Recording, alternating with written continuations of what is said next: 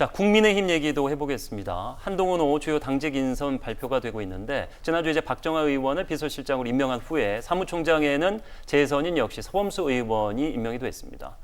당내 분위기는 뭐 박정아 의원은 큰 그 잡음이 있지는 않잖아요, 당내에서. 그렇죠. 예. 박정아 사무총장 같은 경우에는 상당히 인품도 훌륭하고 적이 없어요. 되게 점잖고 차분한 분이라서 예.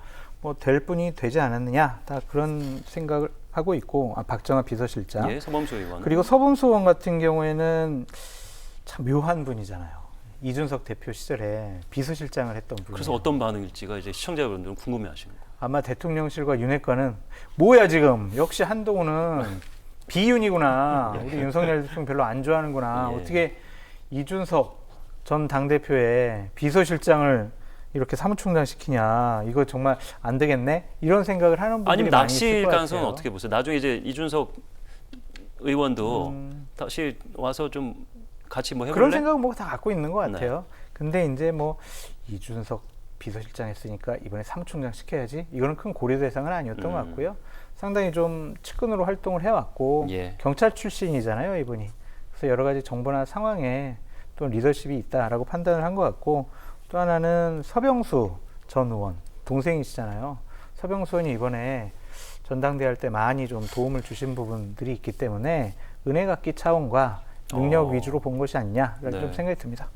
이 의견에 대해서 첨언을 조금 듣도록 하죠. 뭐 인사는. 친윤 빼고 네. 그 다음에 일할 만한 능력이 있는 사람, 그런 사람으로 뽑는 거죠. 뭐 그런 점에서 친한계라고 불리우는 것 자체가 친윤의 색깔을 지금 지워 나가고 있는 중이다. 네. 그 중에서 뭐 과거에 그 사람의 과거가 어쨌든지 간에 친윤계의 색채가 짙지 않으면서 어떤 국민의힘의 변화에 뭔가 힘을 미칠 수 있는 그런 의지를 가진 사람, 이런 사람을 내 편으로 앉히는 거니까 예. 하나하나 친윤 지우기가 시작되고 있다, 이렇게 보는 게 맞겠죠.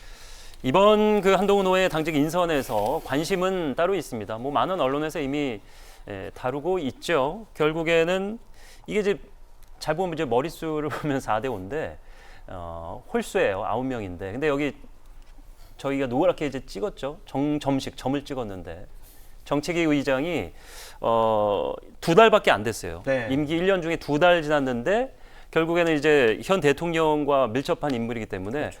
그리고 힘이 있는 자리에 있는데 계속 10개월을 가야 되느냐, 갈 수 있을 것이냐, 어떻게 생각하세요? 저는 방송 중에서 바꾸면 네. 안 된다. 괜히 뭐 이렇게 정책의장 바꿔가지고 윤석열 대통령과 친윤들하고 싸울 필요가 있겠느냐. 네. 왜냐하면 앵커께서 말씀하셨듯이 정정식 정책위의장은 상당히 대통령이 좋아하고 신임하는 예. 분이에요. 거의 대통령이 임명하다시피 한 정책위의장인데. 몰아내면 싸우겠다는 거 이런 그 시그널을 줄 수 있다. 맞아요. 그래서 저는 바꾸지 말라고 계속 방송에서 얘기를 했고, 한동훈 대표 측에서도 처음에는 바꿀 생각이 없었대요. 근데 주변에서 자꾸 그런데 지지층들이 바꾸겠다라는 댓글로, 결심이 예. 확고해졌답니다. 그러니까 왜냐하면은 정책위 의장이 그냥 본인이 유임되어야 한다. 그리고 친윤들은 바꾸면 안 된다라고 막 언론 플레이를 하는 것에 상당히 좀 기분이 나쁘고. 엄밀히 얘기하면 유임도 아니고 그냥 임기를 지속하는 거예요. 그렇죠. 예.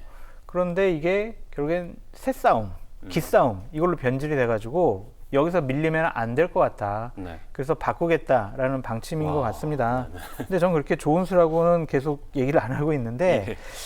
이 최고위원들 이 숫자 분포만 가지고 한동훈 체제가 흔들린다고 보기는 어려울 것 같아요. 왜냐하면은 인요한 최고위원 같은 경우에는 한동훈 당대표가 마음대로 해야죠. 한동훈이 지금 뭐 여러 가지로 당대표가 됐으면은 당분간은 한동훈 시간입니다. 나는 여기에 반대할 이유가 없습니다. 이분은 그 예전부터 좀 색깔이 네. 좀 회색에 가깝게 네. 예, 좀 시류에 조금 살짝 영향을 받는 느낌. 아니 근데 이분 판단에 맞을 수 있죠. 예. 당대표가 됐는데 당대표한테 힘을 실어줘야지. 당대표 힘을 빼야지. 나는 사사건건 반대해야지. 나는 윤석열 대통령과 친윤의 입장을 대변해줘야지. 이렇게 하는 것도 웃기잖아요.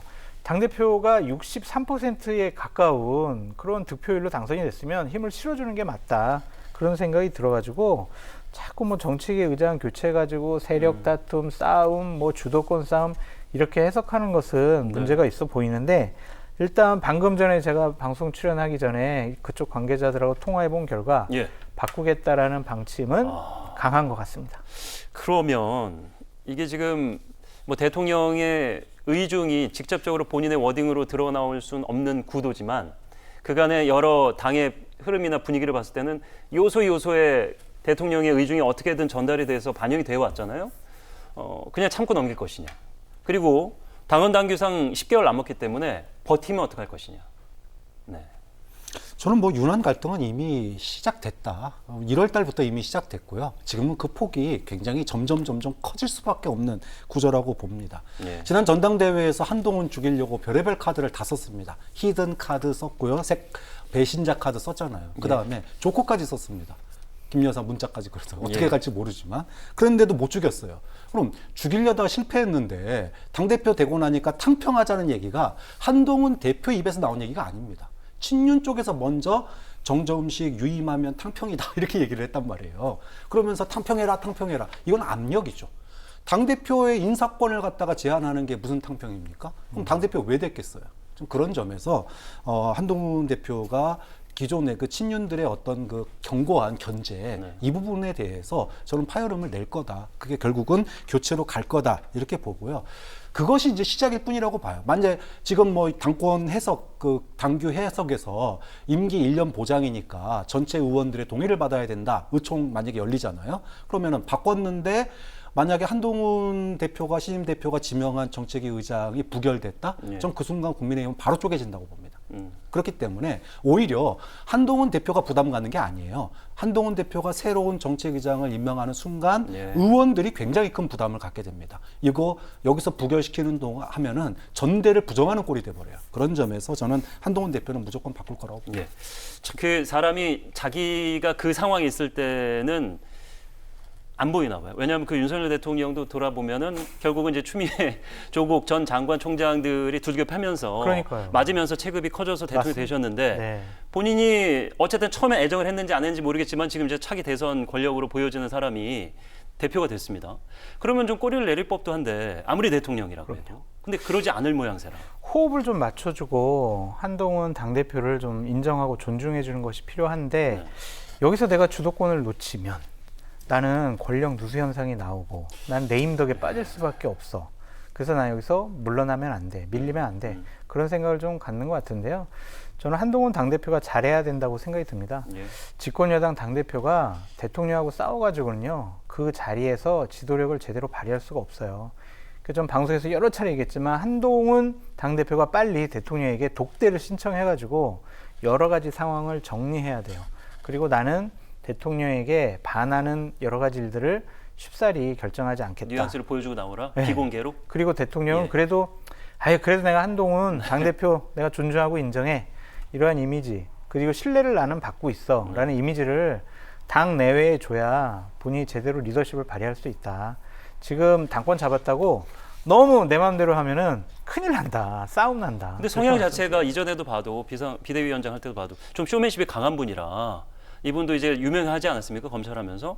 그래서 결코 물러나지는 않을 거라는 의견도 있는데. 전 정치력을 발휘하라고 말씀드리고 싶어요. 그때는 검사의 옷과 때를 덜 벗었는데 지금은 아니다. 이제는 전당대회 거치면서 정통성 있는 당대표가 됐잖아요. 그래서 정치력을 발휘하시면 된다. 자, 정치권 소식 여기까지 듣도록 하겠습니다. 장성철 소장, 박창환 교수와 함께했습니다. 고맙습니다.